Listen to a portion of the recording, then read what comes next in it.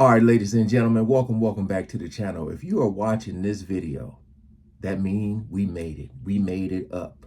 I know some people may be confused on when they seen me just upload it without my reaction, but I had to do a little test run to see if the video was going to actually stay up or was it going to get blocked or anything like that. So again, hope you guys enjoy. Let's jump right into it. Larry Legend, man. Wow. Again, I know the stats won't show, but I got him as my favorite small forward of all time, man. This brother, the whole, like him playing left-handed in the game for the whole game, crazy.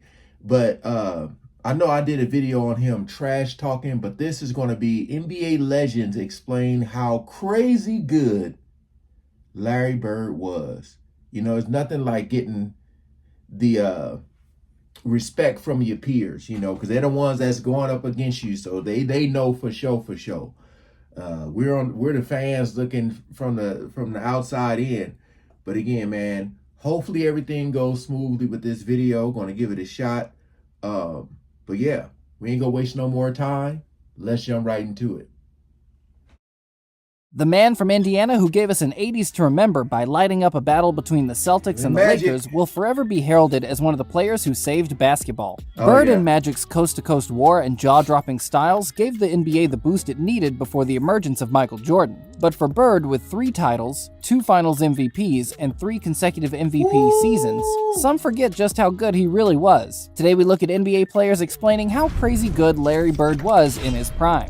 Before we get into all that, if you want to win a PS5 with NBA 2K22 and Madden NFL 22 included, leave a like, comment, subscribe, and turn on notifications to enter the giveaway.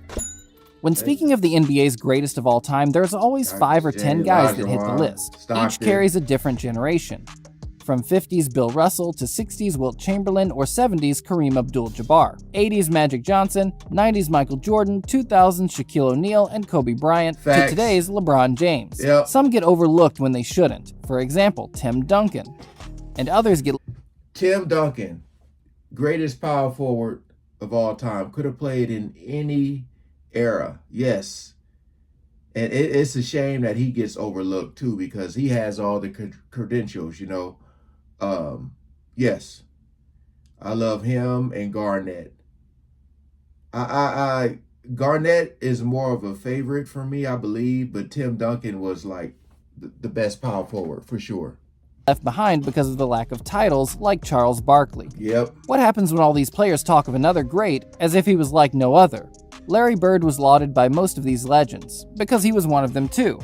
He was consistent, tough, offensively masterful, and one of the first big guys to shoot many three-point shots. LeBron James spoke candidly in an interview about how he was one of the few guys ever to win a three-point contest with a warm-up shirt on. LeBron referring to the time Larry won his 3rd consecutive three-point contest. James continued, "For young guys that don't know him, they think of Larry Bird as a jump shooter. But he was so much more than that. He was a passer. Yes. He averaged double-digit rebounds. He defended, he took charges. And, he's a straight-up complete basketball player, and me as a small forward." Later in his career, LeBron adapted his game to the new way of basketball, which was a charge led by the Golden State Warriors in shooting more from behind the arc. LeBron was considered a big guy, but began shooting more threes, and no doubt was heavily influenced by the fact that Larry Legend had already achieved this feat in the 80s. In another interview, when asked about his top 3 of all time, LeBron put Larry Bird firmly in there with MJ and Dr. J. Of course.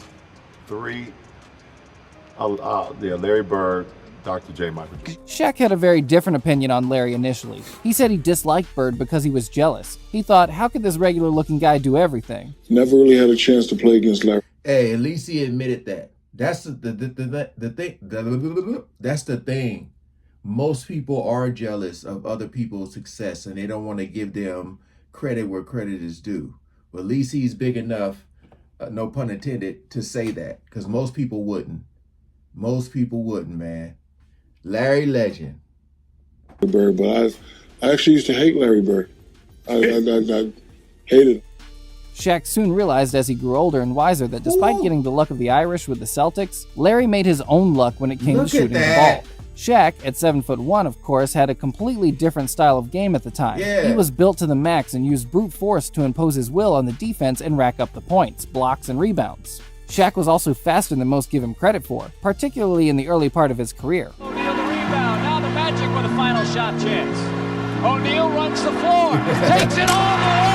Bird was notoriously slow, which was all the more testament to his skill set, but his basketball IQ was just on a different planet. Right. He once sank a shot from behind the backboard, which O'Neal chalked down to a fluke following a bet with his friend. Sam Vincent to Bird. This was crazy.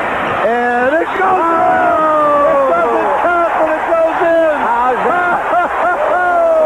I've seen everything! Shaq never really got the chance to play against Larry Bird, which is unfortunate, because I don't think it would have taken him so long to recognize greatness.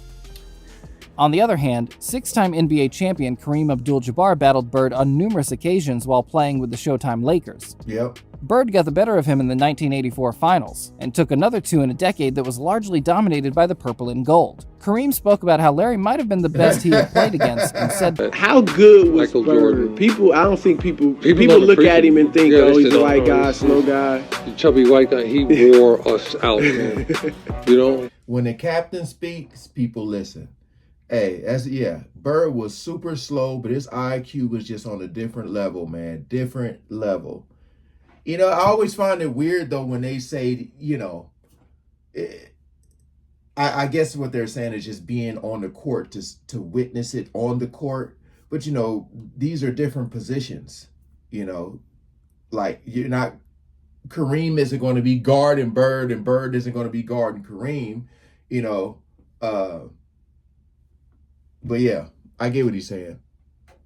But see, this muscle here, the one between his ears, Yeah. that was his best, you know, because he made the three-pointers and he had assists and rebounded, steals. Look at that. He was always at the right place at the right time on the court. You know, one of the great players, I had the opportunity to play against. 11-time All-Star Charles Barkley, a regular season MVP during a star-filled 90s, was once asked, "Are you better than Bird?" And he took a long pause before answering, which is very telling. Am I better than Bird? Oh man, that's a great question. Most great players respond immediately with how they think they're the best, because you have to have that kind of mentality in order to get to the top. Barkley had Instead, hops. Barkley answered, I'm a better rebounder. I'm probably a better defender. He's a better shooter, obviously. You know, a lot of people talk about who's better. But you have to think, you have to have that mentality. No, I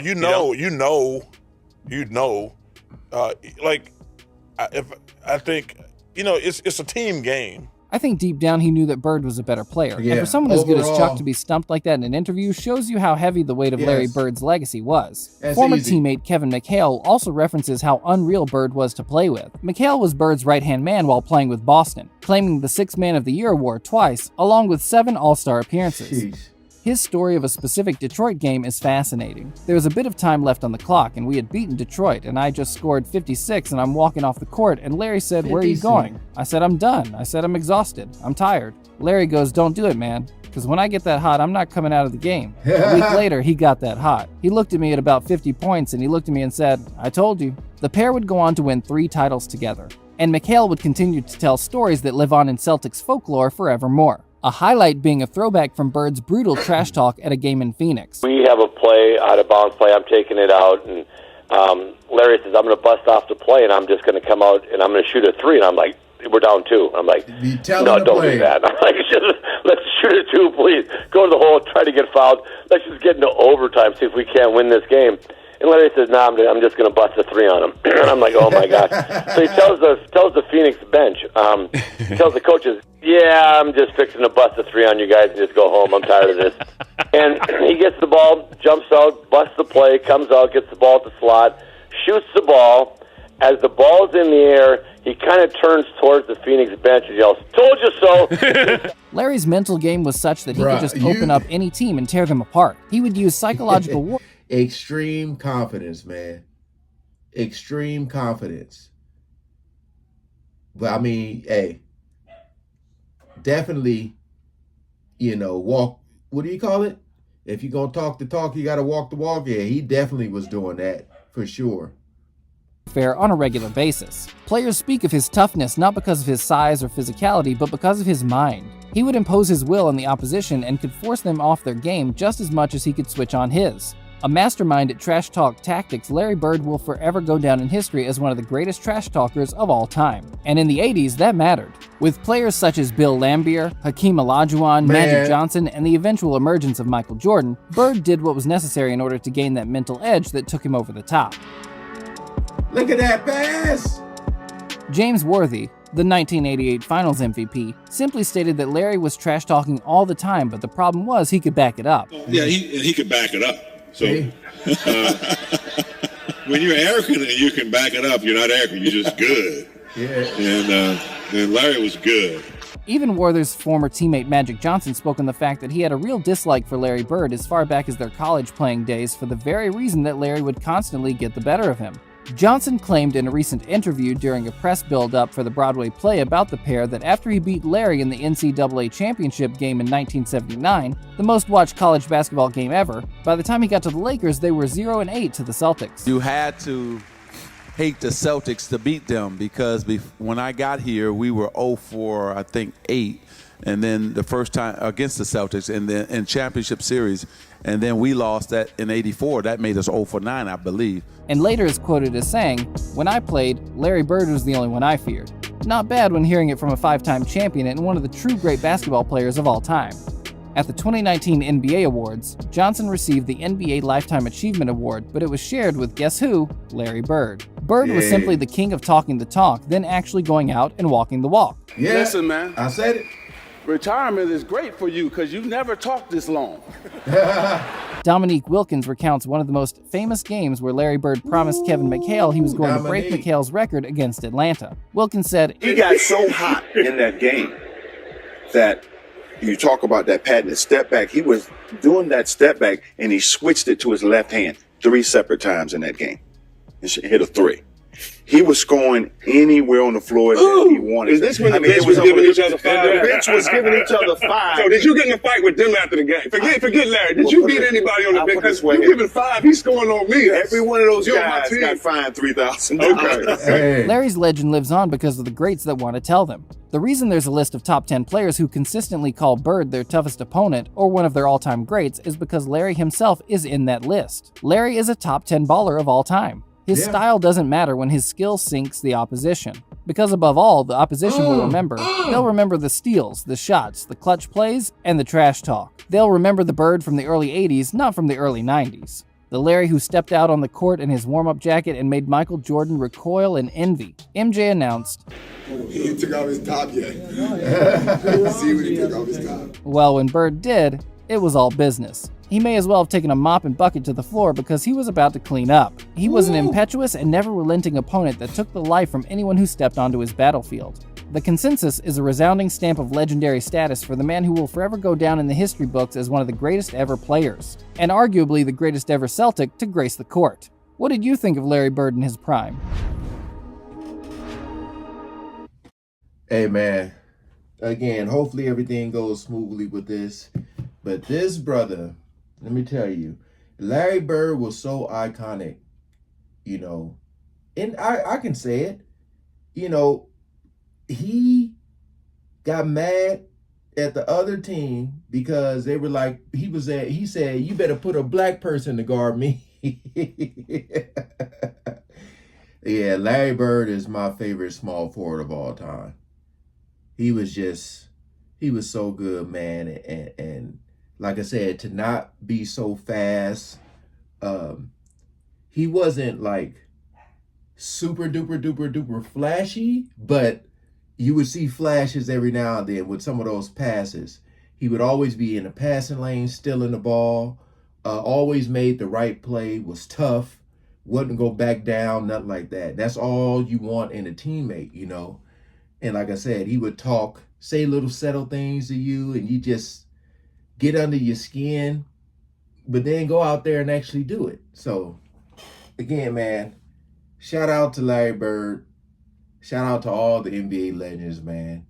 Appreciate you guys coming over and watching. Peace out.